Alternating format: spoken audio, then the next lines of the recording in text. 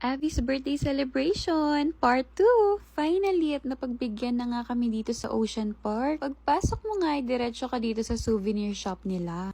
Gandang-ganda yarn. Makulimlim nga nung nagpunta kami dito. Actually, paiba-iba yung panahon na araw tapos uulan. Nung una is wala talaga sa mood si Abby. Tinatry lang namin siyang laruin. Nasaktuhan nga din namin na nagfi-field trip yung ibang kids dito. Tingnan niyo naman si Abby, super brave talaga niya. Kaya naman pala wala siya sa mood, gusto nang maglakad mag-isa. Eventually, pinalitan nga namin siya ng damit dahil sobrang init talaga nung time na yan. Buti nga at may nag-field trip, kaya alam namin ang pupuntahan namin. Dito nga kami dumiretso sa mga aquarium. Nakahinga na nga din ako dito kasi dito may aircon. Napakadaming ang isda dito. At isa sa sobrang nag-enjoy ay si Daddy Pao kasi super hilig niya talaga sa isda. After namin nagtambay dito is dumiretso na kami para sa show ng mga sea lion. Nung una nga is sobrang init talaga, kaya tignan nyo naman yung pawis namin. Pero nung nag-start na nga yung show, biglang umulan at hindi namin alam saan kami pupwesto. Anyways, panoorin nyo yung mga tricks ng sea lions. Nakakatuwa talaga sila. Tignan nyo naman si Abby, pumapalakpak pa. Dito nga ay full energy pa talaga si Abby. Tuwang-tuwa siya sa mga sea lions.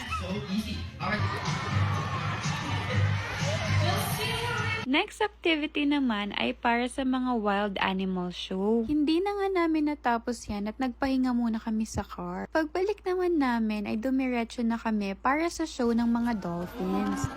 There you go. Up and down.